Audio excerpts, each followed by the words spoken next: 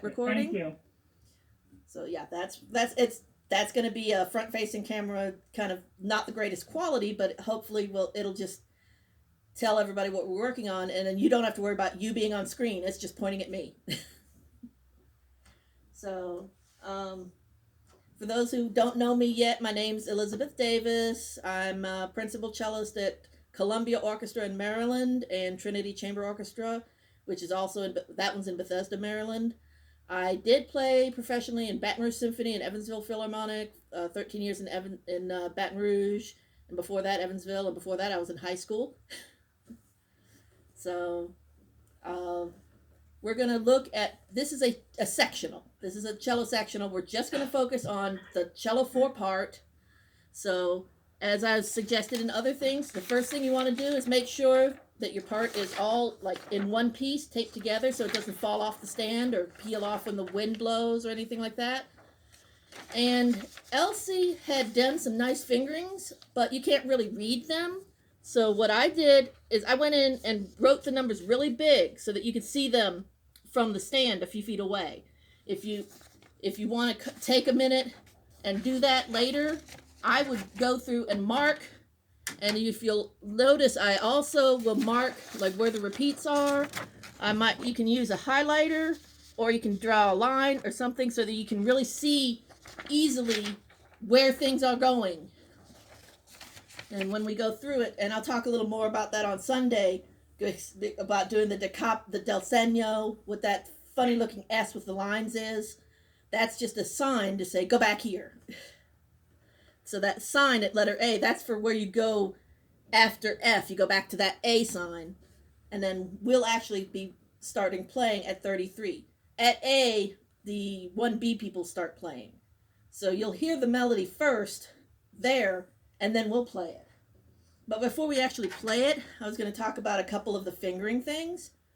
The first one, if you've never played out of first position before, you'll see that E, the note with the two ledger lines in measure 35. That one is one step higher than D. So you have to go one more step up. So you can either go up one extra step with your fourth finger, or just go all the way to first finger, and the hand will kind of stop right where the cello starts. So that's fourth position because it's 4 notes higher than the open string. So that, because it's only that one note and you can go right back to an open after that, you can use any finger you want to. Some people like to just go up one step with their fourth finger. Some people like to go up with their whole hand with the first finger. So when you could go up just the one step, or you can go up the whole hand one. But that E, and then everything else stays in first position. On the third line of the music, when we start slurring 4 notes at a time, make sure you save the bow. So on measure 41, that's almost 2 whole measures in one bow. So save your bow. Don't go all the way down in the first measure.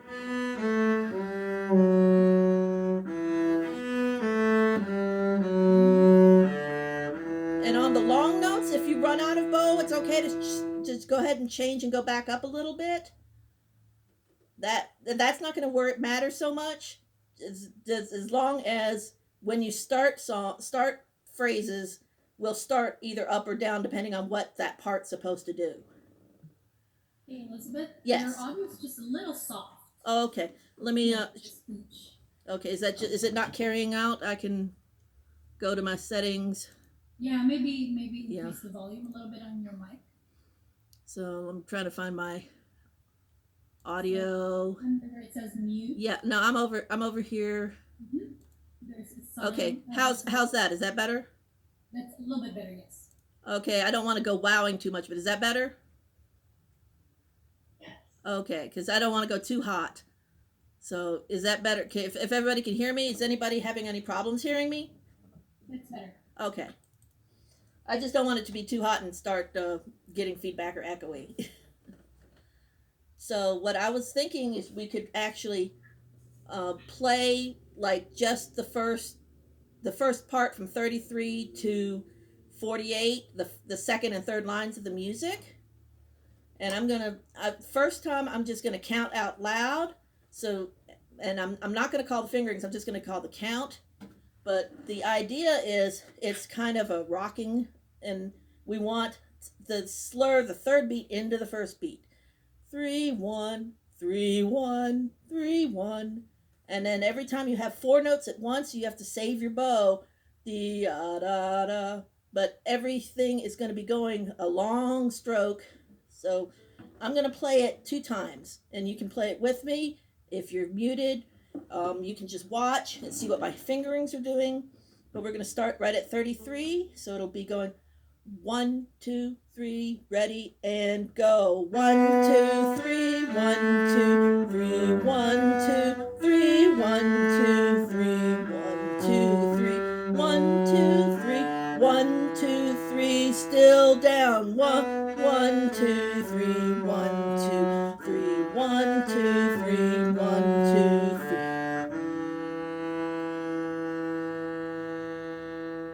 So, any questions about what fingers are on which notes of that set? We're all good? Hey, Beth, I have a question. Yes. For the high E Yes.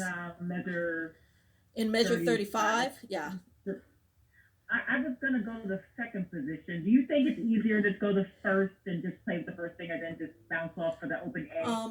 Second position with fourth finger is fine. Any finger that you can find that E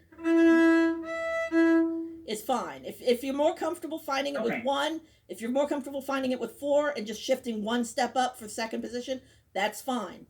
I think that's more common what Suzuki begins the first time you shift out is going to second. It's just a lot of people like to go to fourth because your hand stops right on the side of the cello. Right. I know the note is easier to find that way. Yeah. So I was just curious. Yeah. Either way, and there's also going to be people playing it in several other sections, and there'll even be the guys up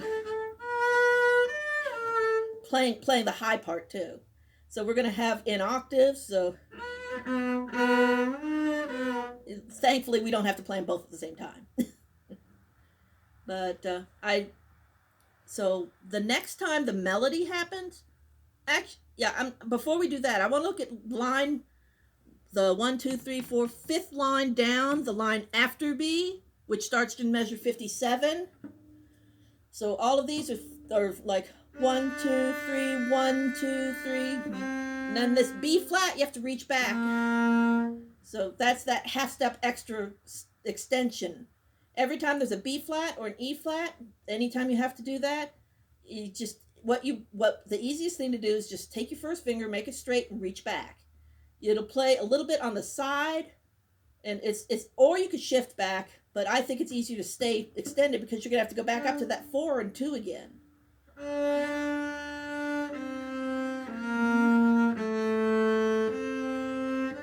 So, and if you don't need to keep your hand locked, you just want to reach back for that 1, and then reach up, and you always put the extra half step between 1 and 2. No, you always put the half step between your first and second fingers, whether you're reaching up for a higher X or down. I usually write X on my music, so I would put 4, 2, X1, so that I know to reach X extended for that low B flat. So at 57. Question. Yes. There's no dynamics marking on this. Is it just mezzo forte? I would say, yeah, just comfortable mezzo forte-ish. Like I said, there's also 1Bs are playing it there, and the 1As will also be playing it there. You don't need to be very soft. Unlike, say, on the next page at the bottom where it has piano, where we're playing underneath other people. This one can be nice and mezzo forte. You don't have to force it, though. 65 is the first place that's really big and loud. So, yeah, let's just put MF at 33. So just write MF, mezzo forte. And it'll be mezzo forte. It might even be a little bit less than that at B, but it doesn't, then it's forte at 65. Okay. And then on measure 49, where we hold a super long... Yeah, it's okay to change the bow back and forth. every couple of measures, four measures, however many it takes. If you can do, I can't even do and 4 and 5 and 6 and I'd probably be changing. As long as you start 57 down again. At 57, put a down bow. No matter what else you're doing, start 57 down bow again. So at 49, if you want to take two notes, one bow every 2 notes or one bow every 4 notes, you can change it 2, 3, 4 times. Just don't be. So we want it to be smooth and a little bit. Actually, I would, this is going to be on the softer side of like mezzo piano side rather than mezzo forte. So we might want to write MP at 49 and then come back to forte at 65.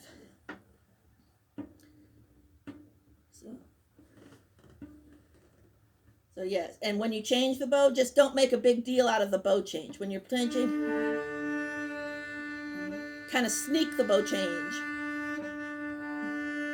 And it doesn't even have to be on the downbeat. It can be in the middle of the measure, wherever you're running out of bow.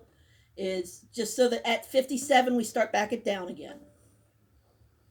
So if you're getting down to measure 55, 56, and you're way up at the tip, just work your way, just head back towards the frog. An easy way to keep count on 57 onwards? Just remember, you will be hearing some kind of percussion counting, and just 1, 2, 3, 1, 2, 3, 1, 2, 3, 1, 2, 3. Every dotted half note equals 3/4 notes. So I'm trying to think what some of the other parts are playing at that point. Cello 5. At cello, that's where the cello 5 start doing this.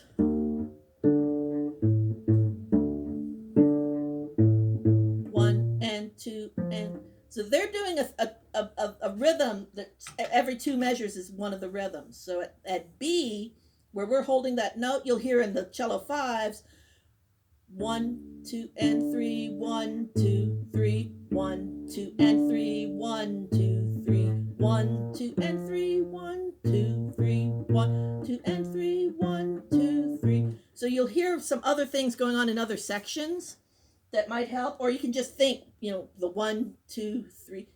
I need to listen on the thing to see if this part. I'm going to play along with, because I think the click track, his source track, keeps the counts going a little bit. So you can hear some of the other parts in it a little softer, or you can hear the ticking. And we'll play that whole thing through with that in about 5-10 minutes. But before we do that, I want to look at the parts, especially at C. That's the trickiest part, because you're doing both the extended stuff with all those E flats and B flats and the rhythm. So the rhythm at C is going to be 1, 2, 3, 1, 2, 3, 1, 2, 3, 1, 2, 3. So 1, 2, 3, 1, 2, 3, 1, 2, 3, 1, 2, 3, 1, 2, 3, 1, 2, 3. And Tony did say you don't have to do down, up, up, down, up, up. You can do them all separate. It's okay to go down, up, down, up, down, up, down, up, down. Or you can do it the 1, 2, 3, 1, 2, 3, 1, 2, 3, 1, 2, 3. But the problem with that is if you do it 1 down and 2 ups, the 2 ups have to use the same amount of bow as the 1 down did. So the first note would have to be twice as fast as the 2 that follow it. And since that makes it a little tricky bow control, and the first part, it didn't even have that in it anyway, I say just do them all separate. So at C, don't worry about the up-ups. Just play them as they come. And it'll all work out okay. Until at 96, you do have to do the last note down again. So, but at C, like I said, the rhythm is going to be, if you're counting, if you're counting, instead of going 1, 2, 3, 1, 2, 3, now it's going 1, 2, 3, 1, 2, 3, 1, 2, 3, 1, 2, 3. So everything, all the notes are, whether it's 2 quarter notes slurred over the measure or a half note, they're all the same length. And we have to extend those first fingers back. So at letter C, it will sound, like I said, it'll be 1, 2, 3, 1, 2, 3. And those lines just mean don't make them short. So keep them all nice and steady and even. So starting at C, 1, 2, 3, 1, ready, go. 1, 2, 3, 1, 2, 3, 1, 2, 3, 1, 2, 3, 1, 2, 3, 1, 2, 3, 1, 2, 3. And then it goes back to the rhythm of the melody again.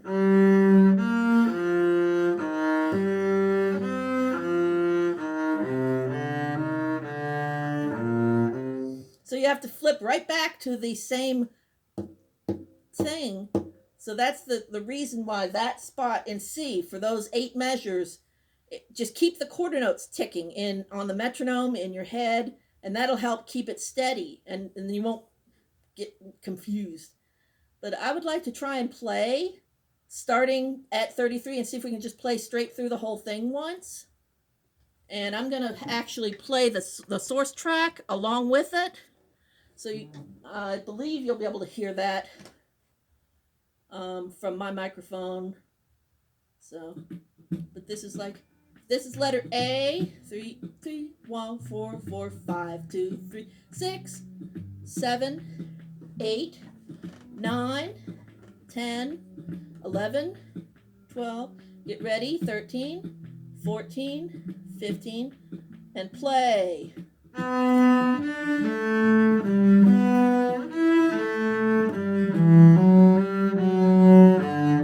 Keep long bow still. Save the bow. 1, 2, 3, off. Letter B. And just hold.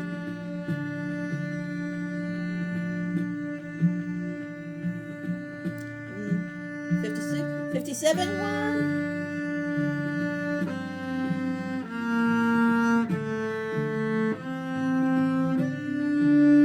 Melody again.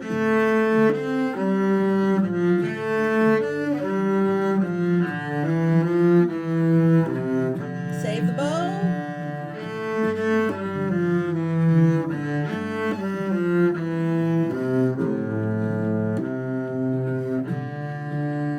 Now this is 1, 2, 3, 1, 2.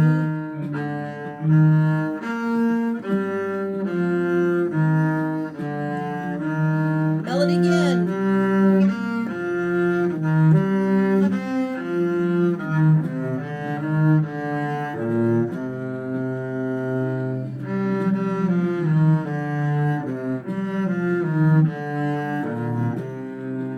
And I'm going to stop there.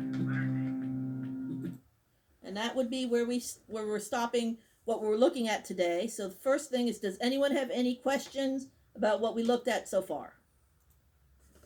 No, my comment is just that, sometimes I have trouble with getting up to speed. Mm-hmm. So I have this app called Tempo Slowdown that slows down the backing track. Mm-hmm. So I slow it down to like 80%, Yeah. which is the same thing that I did for the Corelli. And then once I'm comfortable with that speed, I inch it up faster. So I just wanted, everyone to be aware of that. Yeah. You can do that. If you have a copy of any of this on one of the YouTubes, they have a way you can slow down the YouTube video and it won't change the pitch. That's the most important thing, is that it keeps the pitch.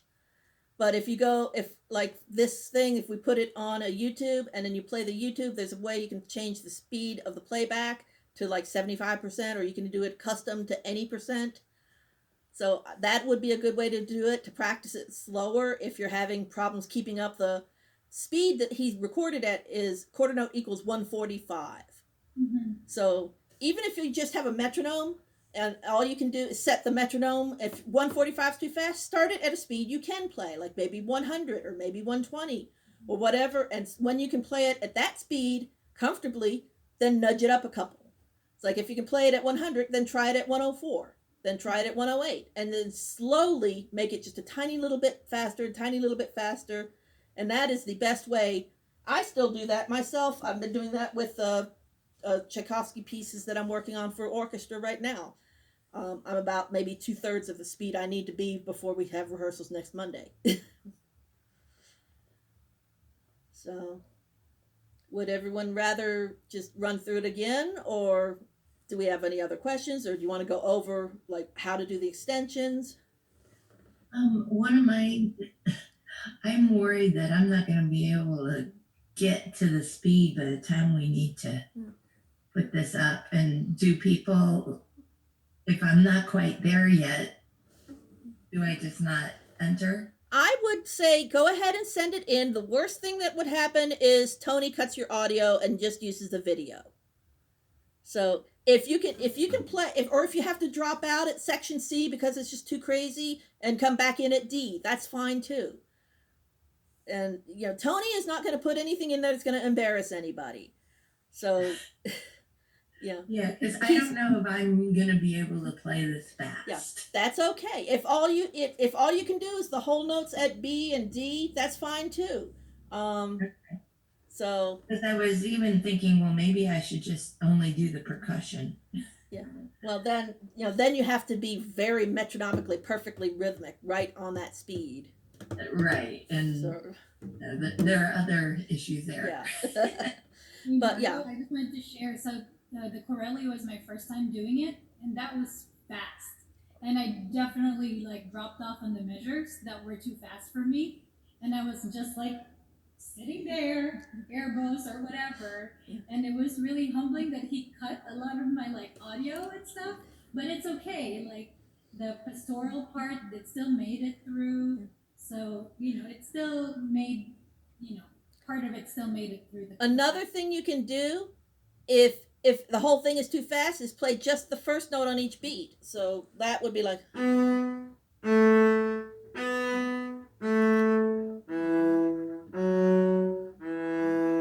So we can make it a little bit simpler. That's something that we often will do in chamber music pieces. If you can't play it at full tempo, at least play part of it so that you can stay with the measures and stay with the rest of the group. More doable. Yeah. If you have to, just if there's a section that you have to do something like that, just don't. Like I said, he might cut the audio out a little bit, but you'll keep up with everybody.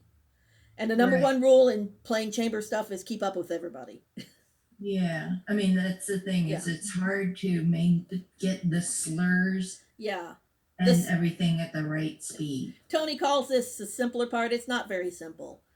So because there's a lot of that 3-1-2, 3-1-2, 3-1-2, which, by the way, Brahms was famous for doing that all the time. So it comes up in music a lot, but that Can I add something back that yes. I also struggle with slurs, and I just found a teacher that changed a lot of my stuff around. Mm-hmm. So whenever I'm approaching something like this, I always try to just take out slurs and just play individual notes. And then eventually I'll do 2 notes, and then I'll eventually get 3, and then I'll get 4. So you got to take things in baby steps if it's a trouble spot, and not try to go for the whole 6 notes in a bow. Sometimes just breaking it up will help you. If you need to go separate, especially over in section C, when we get back, or when you get to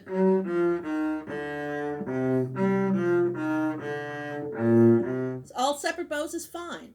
We're going to have 500 people on the screen. You're going to be this tiny. Nobody's going to be staring and seeing, she's got her bow in the wrong direction. For one, several of the people are going to look like they're flipped because they've still got the video backwards, or some, unless we all spent a month putting everything coordinated, we're going to have people doing it in different ways. Yeah, just a big yawn. We had one person did that last time. We have about 7 minutes left. Maybe we can do another run through. Yeah. And then just towards the end, I just wanted to clarify, I guess. Oh, one idea. Do you think in the first 16 measures he'll allow us to do some percussion? So we're not just like doing You can do that, but he'll probably cut the audio out. Because he's probably just going to cut all the audio before measure 33 for all of us, all in this section. Okay, that makes perfect sense. But yeah, if you want to do and then, or something like that, then yes, you can do that. Or if you just want to be very careful, anything that helps you keep your place is good. So I'm going to actually start the audio. Let me back it up to about where was I think that was about there. So we'll play it through. I'll stop when we get to the end of the section C, letter D, like we just did. I'm just going to play it straight through. I'm sticking with the mostly first position and then that one E. mm-hmm. So if you, and another thing is when you practice, if you want to practice just the one shift, you can practice just one thing at a time, just that one shift or one measure or two measures.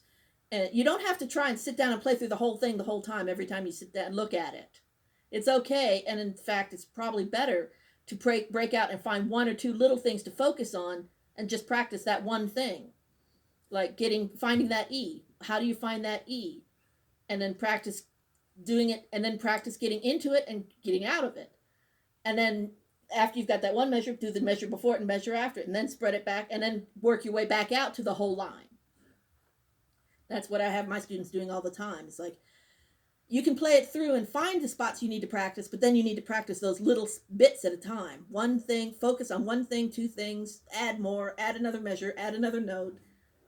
But now we're going to go back to the beginning, or letter A, and we'll play it through to letter D, and then we'll go, if everybody wants to go join Tony's other thing that starts in a little bit.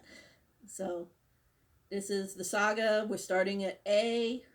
So everybody has 16 measures to get ready. So, for letter A. Here you go. So this would be fourth. And this is 1, 2, 3, 4, 5, 6, 7, 8, 9, 10, 11, 12, 13, 14, fingers in the right place, 15, ready.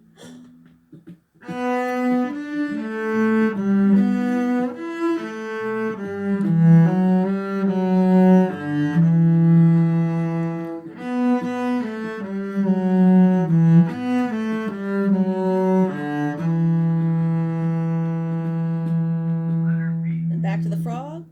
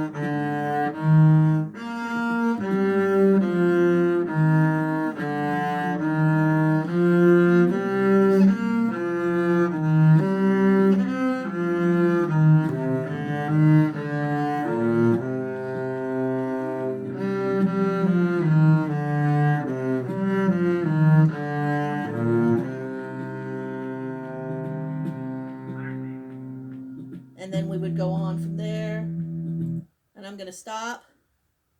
So we're at about time. We actually have a few more minutes if we wanted to go over that section one more time, or we can pack up and get ready for the next meeting. What do you guys want to do? I keep getting lost in section C. Yeah. We could go over C one more time. The main thing with C is it's just 8 measures where you're just going 1, 2, 3, 1, 2, 3, 1, 2, 3, 1, 2, 3.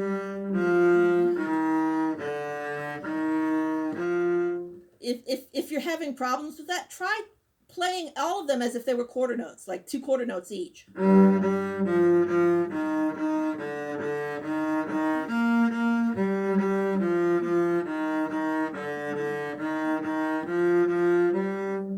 See if that helps you. Try and play through once as if everything was 2 quarter notes, and then go back and try it as if everything was half notes, because it'll be the same amount of time. The trick is, instead of going 1 2 3 1 2 3 1 2 3 1 2 3, now we're going 1 2 3 1 2 3 1 2 3 1 2 3. So we're breaking it up into sets of 2 instead of sets of 3. So let's just at C. Can we try that once as all quarter notes? So play every half note as if it was 2 quarter notes. So 1 2 3, ready, and go. 1.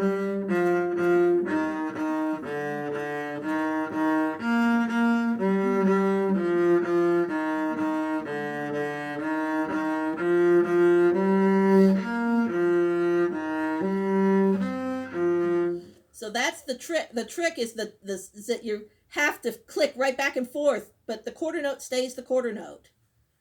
So, and if you have to do that on the recording, the worst that can happen is Tony cuts you out for 8 measures.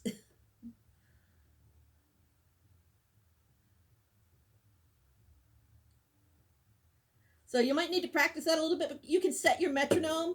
The clicks will stay the same. If your clicks are at 145 or whatever speed you're practicing, every half note gets 2 clicks, every quarter note gets 1 click, and it's just, instead of going 1 2 3 1 2 3, you're going 1 2 3 1 2 3 1 2 3 1 2 3. But the clicks stay the same. The quarter note stays the same.